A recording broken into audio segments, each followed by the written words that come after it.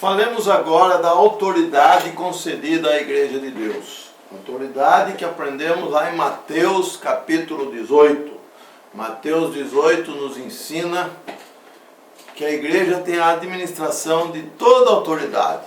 De maneira que o que for ligado na terra pela igreja, está ligado. O que for desligado, está desligado. Nós temos que entender isso. Ninguém tem autoridade maior do que a Assembleia reunida, do que a igreja, quando reunida, toma uma decisão. Porque o Senhor designou assim lá no capítulo 18 de Mateus. Quando, por exemplo, tem um irmão que está ofendido, vamos lá em Mateus 18, analise qual é o caminho. Chama ele, repreende, tenta corrigir, chama de novo, repreende, tenta corrigir. Se caso não resolver, qual é a situação? Traz diante da igreja. Quem é a igreja? Os santos reunidos, e ela toma uma decisão, e a decisão dela é ponto final, porque ela tem a autoridade que o Senhor Jesus deixou. Então a autoridade da igreja é dada a ela, não é a um indivíduo, nem a dois, nem a três, nem a meia dúzia. A autoridade é o conjunto de santos reunidos. Essa é a situação que a Bíblia nos apresenta. E nós precisamos entender que as coisas funcionam assim. Não importa se a igreja é formada de 2 ou 3 ou de 500 pessoas. O que vale é a autoridade concedida à igreja pelo Senhor. É importante assinalar que a mesma autoridade que foi dada ao Senhor lá no início, a Pedro, em Mateus 16, 19, é confiada hoje àqueles que estão congregados ao nome de Jesus. É importante lembrar disso. Não é em torno de uma associação, ou de uma religião, ou de um grupo de pessoas. É ao nome de Jesus. E ao nome de Jesus implica toda a verdade da doutrina dos apóstolos. Continuando, precisamos examinar os ensinos da primeira epístola aos Coríntios, a respeito do andar da igreja de Deus. Vemos que as duas autoridades mencionadas acima, ou seja, a dos apóstolos e da igreja, não se contradizem uma à outra. Só que a dos apóstolos acabou, quando deixou de ter apóstolo. Não existe mais apóstolo hoje. O que existe hoje é a igreja de Deus manifestada, porque os apóstolos, aqueles homens que andaram com Deus, deixaram essa terra e a autoridade ficou somente com a igreja reunida. Não existe mais o homem que tem a autoridade. Existem os 2 ou 3 congregados em nome do Senhor Jesus. Nós aprendemos que Paulo, ainda que tinha esse apostolado, tinha autoridade em Coríntios capítulo 5, ainda que ele deu a sua opinião, mas ele não foi quem executou a disciplina sobre aquela pessoa que tinha um problema no meio dele. Ele deixou isso para quem? Para a igreja tomar essa iniciativa, porque a responsabilidade é do conjunto de salvos. Isso é muito importante. Então nós precisamos analisar corretamente conforme as Escrituras nos ensinam. Em 1 Timóteo capítulo 1, versículo 20, nós vemos que Paulo nos ensina alguma coisa. Vamos ver o que Paulo nos ensina. Timóteo, capítulo 1, 20. E dentre esses se contam Emineu e Alexandre, os quais entreguei a Satanás. Aqui Paulo executa a sua autoridade individual, como apóstolo. Só que isso não tem mais hoje, irmão. Hoje a autoridade é da igreja. É um exemplo que eu gostaria de mostrar, por isso que eu anotei aqui para a gente falar sobre ele. Então temos que entender isso. Paulo, como apóstolo, como João, como Pedro, todos aqueles que foram apóstolos, têm uma autoridade, mas que hoje já não se vê mais, porque não temos mais apóstolos segundo as Escrituras.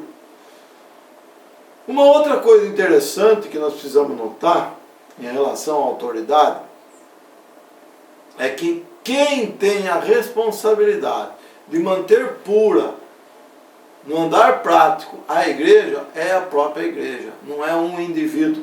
Se algum mal se introduz no meio dela, a igreja toda se contaminou, então ela precisa tomar uma iniciativa e colocar fora o que está contaminado. Isso nós podemos lá em Coríntios capítulo 5 lembrar que um pouco de fermento leveda toda a massa. Então uma coisa ruim atrapalha tudo. Então, se a igreja tolera o adultério, todos estão vivendo a prática do adultério, ainda que não pratiquem o adultério. Mas a igreja está vivendo de uma maneira errada. Se ela tolera a embriaguez, se ela tolera a blasfêmia, qualquer outro tipo de pecado, isso cai sobre ela. Então ela tem que se purificar. É a responsabilidade da igreja de tomar para si a responsabilidade e se livrar daquele mal. Como? Simplesmente colocando aquela pessoa para fora da reunião do partir do pão. Ela não tem mais autonomia para partir o pão e nem para participar de voz audível nas reuniões. Deve sim estar lá? Sim, em silêncio, para que ela possa ser corrigida. Mas a vida dela precisa de uma repreensão conforme as Escrituras nos ensinam, que é um outro assunto, né? Uma outra coisa que podemos ver no capítulo 5 de 1 Coríntios é o seguinte, que é necessário se humilhar. A pessoa que pratica o mal tem que se humilhar, porque sem humilhação não há arrependimento, irmão. Outra coisa, a igreja tem que tomar a frente do mal. E ela precisa levar aquela pessoa a se arrepender, mostrando para ela, não pode ser omissa. Isso também é muito importante.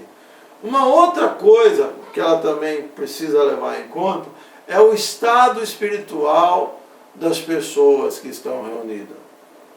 Não é só simplesmente tirar a pessoa, mas é dar uma assistência, é ir lá visitar, é tentar mostrar o erro, tentar corrigir. É uma circunstância que é responsabilidade da igreja, não de um indivíduo.